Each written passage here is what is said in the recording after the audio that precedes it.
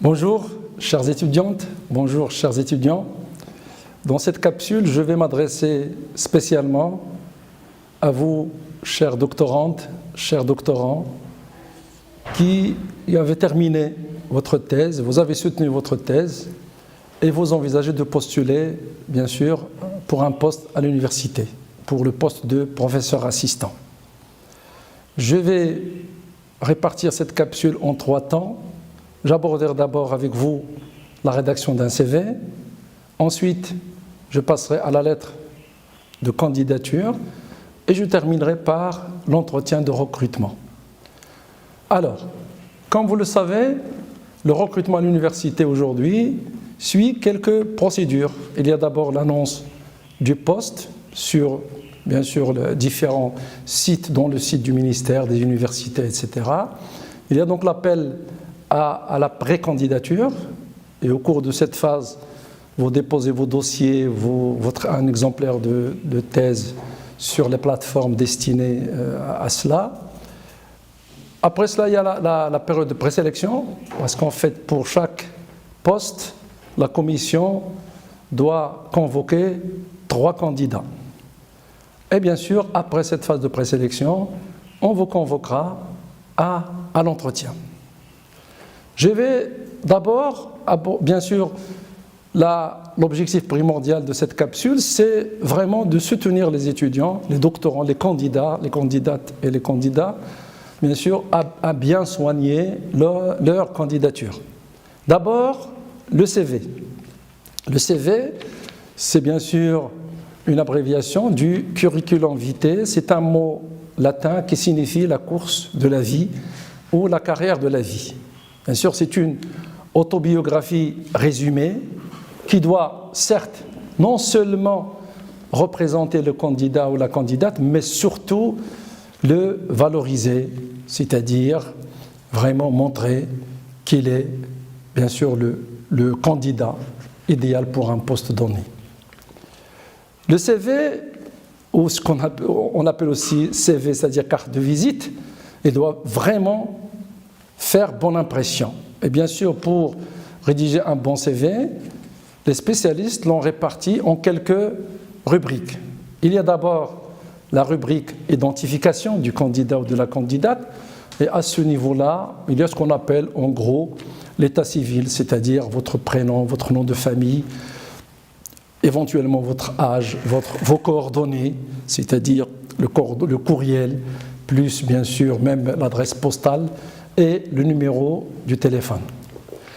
Au niveau de cette rubrique, ce que je vous conseillerais d'abord, c'est qu'au niveau de votre courriel, de votre adresse mail, s'il vous plaît, ne mettez pas une adresse mail avec un pseudo parfois farfelu. Il y a parfois des gens qui mettent Barça 2040 ou yahoo.fr. Donnez une adresse mail où on peut lire, reconnaître votre nom et votre prénom.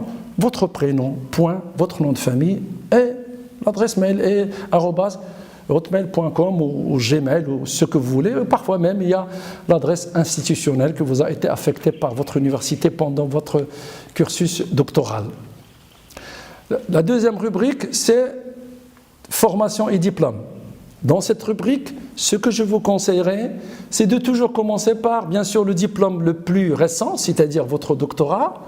Donc, vous commencez par l'année, par exemple 2020, obtention du doctorat en sciences de l'information, de la communication, en sciences du langage, en littérature, en chimie, en physique, je ne sais quoi, l'université et la mention, parce que quelquefois, il y a des candidats qui oublient de mettre leur mention. Or, la mention, bien sûr, la mention assez bien, bien ou très bien, sont des mentions qui peuvent donner de vous une bonne impression auprès de la commission. Après, bien sûr, cette rubrique des diplômes, c'est-à-dire du doctorat jusqu'au baccalauréat, il y a la rubrique expérience professionnelle. Bien sûr, au moment où vous allez postuler, vous étiez peut-être déjà fonctionnaire de l'État, vous étiez peut-être déjà professeur de second cycle ou professeur au collège, au primaire, etc. Vous avez donc de l'expérience professionnelle. Il faut donc donner donc de la valeur à cette expérience.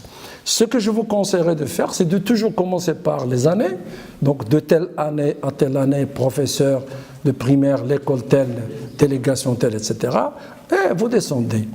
Après cette rubrique d'expérience professionnelle, il y a bien sûr la rubrique activité de recherche. Comme vous le savez, vous serez recruté comme professeur assistant ou comme enseignant-chercheur. Cela signifie qu'il y a une double dimension qui doit intéresser la commission. C'est bien évidemment le côté recherche et le côté pédagogie. Donc je disais que au niveau des activités de recherche ou activités scientifiques, donc la première rubrique, c'est l'identification du candidat. La deuxième rubrique, c'est bien sûr formation et diplôme. La troisième rubrique, expérience professionnelle. La quatrième rubrique, activité de recherche ou activité donc, de recherche scientifique. Bien sûr, pour un doctorant, pendant votre parcours, les activités de recherche sont soit des publications ou des communications. Ce que je vous conseillerais de faire, c'est bien sûr sous la rubrique activité scientifique, vous commencerez d'abord par article. Donc l'article, il faut toujours commencer par l'année de publication, l'intitulé de l'article, entre guillemets, virgule, in, le nom de la revue, le numéro ou le volume, le lieu de publication, les pages du début et de fin, et même éventuellement le numéro ISSN de la revue dans laquelle vous avez publié. S'il s'agit d'un chapitre d'ouvrage, ça sera le même principe, donc l'année, entre guillemets, l'intitulé de votre chapitre, in, vous mettez le nom dû ou des auteurs qui ont coordonné l'ouvrage, ensuite le titre de l'ouvrage, virgule, l'éditeur, le numéro ISBN, le dépôt légal et les pages du début et de fin. Après les publications, bien sûr, il y a les communications. Et là, bien sûr, il y a des communications que vous avez présentées dans des colloques nationaux ou des colloques internationaux ou des congrès ou des journées d'études ou des forums, etc. L'essentiel, bien sûr, c'est de toujours commencer par la communication la plus récente, c'est-à-dire par ordre chronologique inversé, et toujours le même principe. Donc, entre guillemets, l'intitulé de la communication, donc, virgule, communication présentée au colloque international, et vous donnez l'intitulé du colloque, l'organisateur du colloque, et bien sûr, la ville. Donc, l'essentiel, pour moi, c'est de vous sensibiliser à l'importance de soigner, de bien structurer toutes les informations que vous mettez dans votre CV.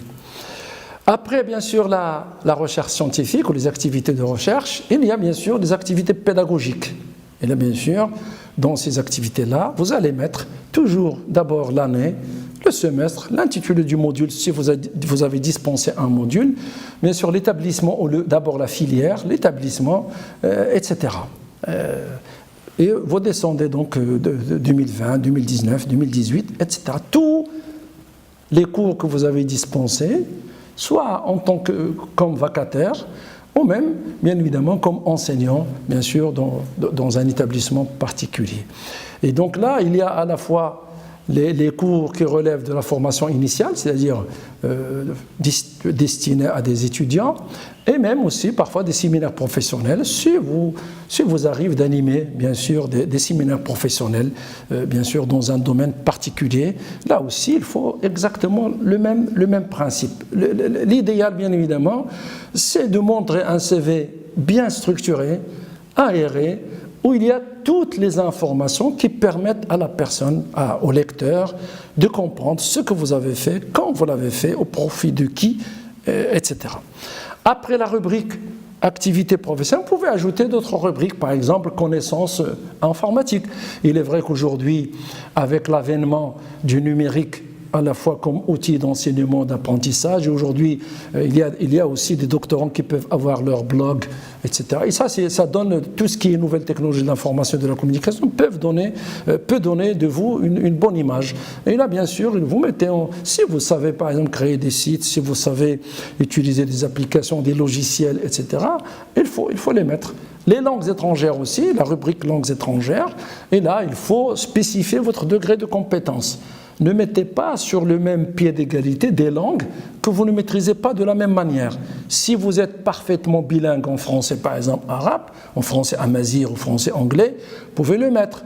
Si vous avez une compétence plus élaborée en français par rapport à l'anglais, eh bien, au niveau de l'anglais, vous avez le droit de mettre anglais scolaire. Cela signifie que vous connaissez l'anglais, mais de manière rudimentaire. Il ne faut pas mentir parce que dans un CV d'ailleurs, la première lecture que va faire la commission, c'est bien d'abord de vérifier la véracité de tout ce que vous avez mis dans votre CV. Et il peut parfois, vous pouvez tomber sur un membre de la commission qui maîtrise une langue que vous avez mise dans votre CV. Ne soyez pas étonnés si vous mettez par exemple le chinois ou le mandarin, et que peut-être que dans la commission, il y aura quelqu'un qui va vous interroger en mandarin. Donc, s'il vous plaît, lorsque vous ne maîtrisez pas des langues de la même manière, spécifiez. Vous savez qu'il y a deux niveaux dans une langue. Il y a l'écrit, il y a le parler. Donc, si vous maîtrisez une langue mieux à l'écrit qu'au niveau de l'oral, vous mettez, par exemple, anglais, écrit bien, parler moyen. Vous avez le droit de le faire. Parce que l'essentiel, c'est d'être sincère dans votre CV. Et la dernière rubrique, bien sûr, au niveau de votre CV, c'est le centre d'intérêt. Bien sûr, il y a parfois des candidates et des candidats qui n'accordent pas d'intérêt à cette rubrique. Or, elle donne une bonne image de votre dynamisme. Si vous êtes un acteur associatif, si vous êtes sportif, si vous aimez lire, si vous aimez le cinéma, si vous avez donc un centre d'intérêt particulier, c'est l'occasion de le mettre dans votre CV. Alors, quelles sont les qualités d'un bon CV? D'abord, un CV qui doit être personnel. C'est-à-dire qu'il doit vous refléter vous et non pas quelqu'un d'autre. Un CV qui soit lisible, c'est-à-dire qu'il est aéré, on voit les intitulés en gras, et les années sont alignées, l'information est bien structurée. Un CV véridique, c'est-à-dire pas de mensonge dans votre CV. Il faut vraiment que vous soyez sincère parce que le jour de l'entretien, tout peut être retenu contre vous, comme on dit. C'est-à-dire, si vous mentez, et on peut le découvrir le jour de l'entretien. Donc, soyez vrai. Ce qu'il faut éviter dans un CV, c'est d'abord d'écrire le mot CV. Les membres de la commission sont des professionnels du recrutement. Lorsqu'ils voient un document avec une photo, avec des rubriques, ils savent qu'il s'agit d'un CV. Parce que le plus dur, c'est lorsque vous mettez, au lieu d'écrire curriculum vitae avec AE, il y a parfois des candidats qui mettent vitae avec EA, vitea. Donc, il vaut mieux, il ne faut même pas écrire le mot CV donc, sur l'entête. Donc, laissez à la commission, bien sûr, le loisir de découvrir qu'il s'agit d'un CV. La deuxième erreur, c'est que quelquefois, nous avons cette manie de reprendre la même photo à chaque fois. Je réussis une photo fétiche, je la mets sur mon passeport, sur mon permis de conduire, ma carte d'étudiant, ma carte d'identité et même sur mon CV. Et c'est une vieille photo parfois, donc s'il vous plaît, mettez une photo professionnelle d'abord, parce qu'aujourd'hui, il y a parfois des étudiants et des étudiants qui peuvent parfois se prendre en selfie avec leur téléphone, et ils mettent une photo vraiment, on voit à peu près, et ils peuvent être debout carrément. Donc s'il vous plaît, prenez cet exercice du CV très au sérieux. Aujourd'hui, environ 80% du processus du recrutement, c'est le CV. Donc s'il vous plaît, prenez une photo professionnelle, pas une photo vacances. une photo où vous êtes relâché, etc. Donc une photo quand même qui donne une bonne image de vous. Ça, c'est bien sûr si vous mettez la photo sur votre CV. Je sais que vous n'êtes pas obligé, mais il est vrai que pour chaque recruteur, le recruteur a toujours envie de mettre une image sur un profil. Plus vous mettez la photo et plus ça peut vous rapprocher du recruteur. Donc voilà en gros ce que j'ai à dire. Au niveau aussi de l'adresse mail, je l'ai dit tout à l'heure, c'est vrai que nous avons parfois des pseudos qui sont parfois comiques ou que nous utilisons avec nos amis, etc. Mais là, vous êtes dans un contexte professionnel, il faut mettre une adresse institutionnelle. Je suis sûr que pendant votre cursus doctoral, on vous a alloué une adresse de votre université. Ou bien, au moins, une adresse, on voit votre prénom, point, votre nom de famille. Et vous mettez bien évidemment l'adresse que vous avez l'habitude d'utiliser, bien sûr. Autre chose, s'il vous plaît, au niveau du CV académique, parce que moi, ce CV-là, je l'appelle CV académique. Il est à différencier d'un CV professionnel. Il est vrai que si vous postulez auprès d'une entreprise privée, on vous demande généralement un CV d'une page pour montrer votre esprit de synthèse. Cela signifie que vous avez beaucoup d'expérience, beaucoup de compétences, mais vous savez extraire le meilleur de vous pour le contenir en une page. Mais pour le CV académique, il n'y a pas de règle. Vous n'êtes pas obligé de vous arrêter, de vous limiter à une page. Si vous avez des publications, si vous avez des communications, si vous avez des activités pédagogiques, si vous avez animé des séminaires, mettez même un CV de 3-4 pages. Ça ne sera pas condamné, parce que là, vous postulez à l'université, donc le contexte est un contexte académique, ce n'est pas un contexte professionnel. Donc, s'il vous plaît, de grâce, n'utilisez pas les mêmes techniques pour un CV professionnel. Mettez même 3 pages. Vous n'êtes pas obligé de mettre ce qu'on appelle l'accroche. Vous savez, c'est ce petit pavé qu'on met juste après l'identification et dans lequel on peut mettre, par exemple, doctorat en littérature, plus 15 ans d'expérience professionnelle. Vous pouvez utiliser l'accroche. C'est un petit encadré que vous centrez dans votre CV. Vous mettez juste entre la rubrique formation et la rubrique identification. Mais ce n'est pas obligatoire. Si vous n'êtes pas sûr de réussir cette accroche, vous pouvez vous en passer. Et donc faites un CV de quelques pages, mais un CV qui est très bien structuré, aéré, lisible, personnalisé, et un CV bien évidemment vrai, c'est-à-dire pas de mensonge dans votre CV.